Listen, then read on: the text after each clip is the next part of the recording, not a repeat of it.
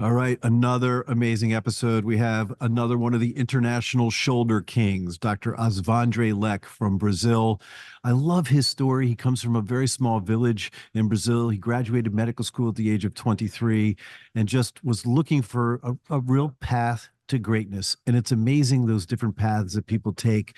But at a young age, he decided he wanted to become a shoulder specialist. He went to America, he went to France, he went to Japan and learned from the best, and then became a true member of the international shoulder world. He's just an amazing man. I could listen to him all day. You're going to enjoy this episode for so many reasons. Dr. Scott Sigman, hashtag follow the fro.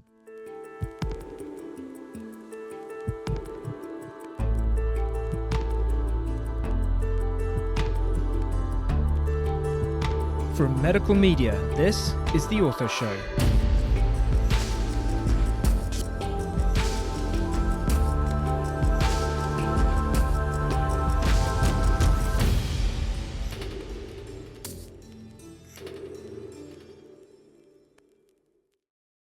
Hello, world. Dr. Scott Sigman. Yes, your favorite opioid-sparing orthopedic surgeon here for another episode of the Ortho Show podcast.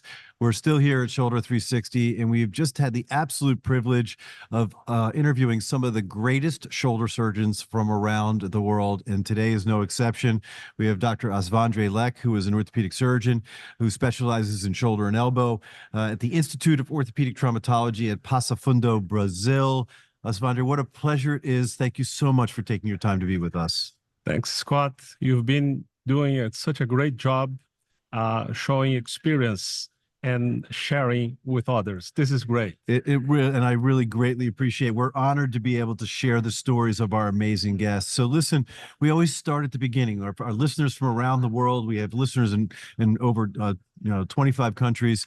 Where were you born? Where were you raised? And were there doctors in the family? And we're going to talk about your history of how you've been through orthopedics. Well, I'm native from a small town in south of Brazil called Passo Fundo, which is Deep Pass. It's near a big river. And no one in my family was a doctor before. I became interested because I always wanted to help people. And this is what I did since then. My medical school was in that small town. And the residency program was also in that city. And then I start going to places of excellence to get my further training. I think it's fascinating, right? Because the process of the medical degree in Brazil is very different than here. You were 23 years of age when you graduated medical school. So college and medical school were wrapped into one. Right. We don't have the college system in our country. So when I was 18, I was first year medical student, which was, I agree, it's too young for that. But then I finished medical school in 6 years and proceed with my residency and fellowships. So, it's fascinating because Brazil is a very large country, right? And has some of the largest cities in the world. And yet you were really from a small village, away from the big cities. So I think I'd love our listeners to understand where your desire came from to leave the small village and go train with some of the greatest doctors around the world. Well, I always believe that it's not the place that makes you, it's yourself. The things you decide to do and go for it. So staying away from a big university or a big city doesn't mean that I'm not aware of things I have to learn. And this is what I did throughout my life. So tell us about where you traveled to be able to learn from the best of the best. Wow. In my last year of residency, I had the opportunity to get a scholarship from Rotary Foundation, which is a North American institution. And I came to Louisville, Kentucky, and I stayed there 1 year under the Kleinert's team, hand and microsurgery. At the end of this year, Kleinert invited me to stay 1 extra year as a super fellow or something. And those 2 years gave me such a great deal of understanding the science behind hand and microsurgery, but also how to deal with people and how to understand the North American spirit of medicine. And this helped me a lot. I went back home, established my practice as hand surgeon, and soon after, I had the chance to return to the US, this time to Columbia University, to spend fellowship with Dr. Neer, who was tremendous support in my professional life since then. Interestingly, Evan Fletto, who is here in this meeting, was my co-fellow, and it I was love so that. so fun to work with Evan under the guidance of the big Dr. Neer and Louis Bigliani. So clearly one of the most pivotal moments of your professional career. This is in the mid 80s. You know, shoulder, there were not a lot of shoulder specialists, shoulder only specialists in the world.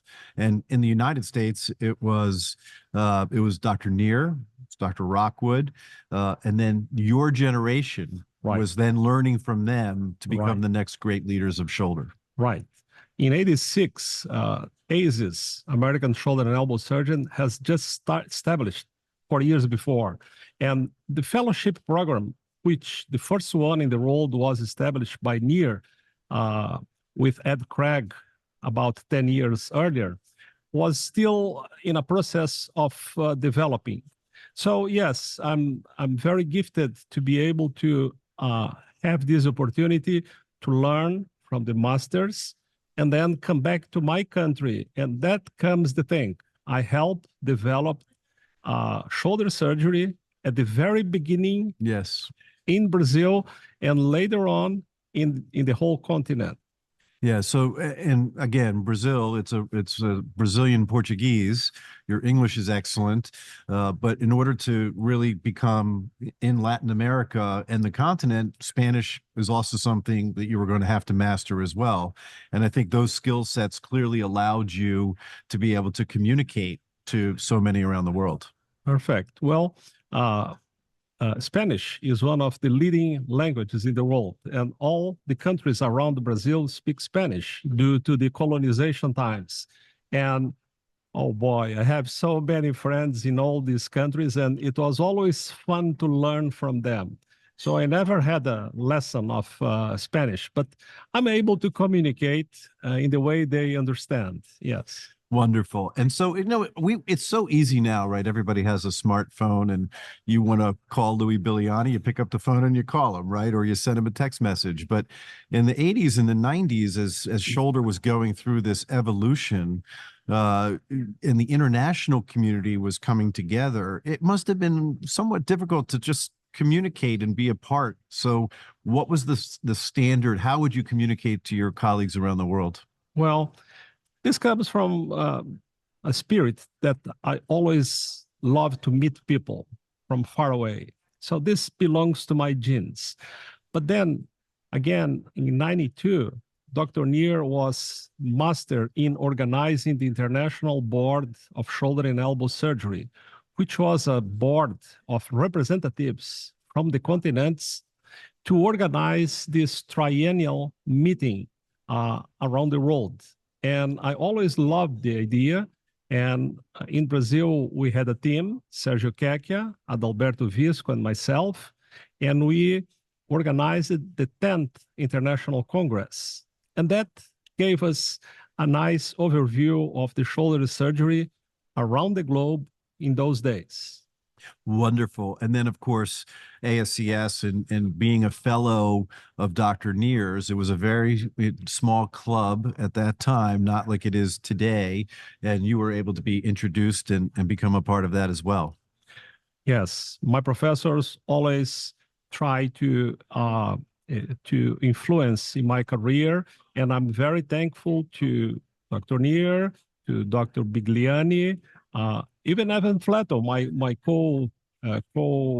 fellow, he was instrumental now when we had to decide many topics in the international board. So I'm very pleased with these relationships that always help me to walk and to understand and help the shoulder surgery around. And you continue to do that on a routine and regular basis. You travel the world as an expert now to be able to share all that you have learned from the greats that come before you. When we leave this meeting like Shoulder 360, you have more questions than answers. So you go home, you talk to your peers, your colleagues, and you try to bring answers and perfect your techniques and outcomes. You were talking about the International Board for Shoulder Surgeons. You are the immediate, past chairman. Can you tell us about your experience as being involved with that at such a high level? I always took seriously the things that I'm supposed to do. And then, as a member of the board, I try to help Louis Bigliani, the chair, in those days, very carefully and very respectfully. When he finished his term, he invited me to replace him as chair. And I did this for 2 terms and 1 extra year due to the pandemic. So I'm very pleased and thankful for everyone that got involved in the board. This is not a society; it's just a representation that organize a triennial meeting, and there is no money involved. Everyone pays from his pocket, so it's quite a nice board, and I'm very pleased to follow the increase of the importance of this board after Charles Neer, the first chair, Bob Cofield, and then Steve Copeland, Louis Bigliani, and myself. And now in Rome last year, the chair became Joe Iannotti, who is here also in this meeting. Yes, we just had Joe on as a guest as well from yesterday. And what a tremendous list of amazing professors from the world of shoulder. Osvandre, we have so many listeners. We have young listeners that were medical school and resident from around the world. We have so many that are watching and listening to amazing professors such as yourself. What advice would you give to someone who's in a small village in a country who wants to be great as to what they can do to become a part of this amazing orthopedic world in which we live? This is a great question. I always tell to youngsters, listen, this is a stair. You are here at the bottom, and we have 20, 30 stairs to reach the top. Please go slowly. This is a journey. It's not a destination, number one. Number two, you have to be stable in each stair. Don't try to jump up and be on the top right away. And if you do rightly with ethics, trying to do your best and trying to help the patients, that this is your main goal, your main mission, you will be eventually recognized for that. Plus, don't try to be the number one, the number or the master, or try to be as best as you can be, because there are so many different ways to visualize this leadership. Nowadays, with all platforms, it seems that these youngsters feel very sorry because they are not billionaires before the age of 30. This is very stupid. Very few of these kids will reach this situation. So I was never hurrying my life. Just work, understand, support, help, and then things will happen to you. Osvandre, I could listen to you all day. I mean, that's just such wonderful advice for our listeners. It's amazing. There are many paths to greatness, right? A young man from a small village in Brazil decides to be a world-renowned shoulder surgeon and become a part of a greater society. Just amazing. So many ways in which you can have success. We want to thank you for all of your contributions to shoulder and education and orthopedics. You've been a tremendous leader, and we really appreciate you. I was very appreciated yesterday when we were talking. You have 5 kids, yes, and a nice family for sure. And family plays a role. It seems that, this is a side effect in your life, but your relationships, your friends, your partners, and mostly your family can do so well and support you in this journey. And this is great. It is a challenge for work-life balance, but I think that is incredibly well said and really so important. It's a pleasure having you on, Osvandre. I look forward to seeing you again soon around the world. This is Dr. Scott Sigman, #FollowTheFro, host of The Ortho Show. Till next time.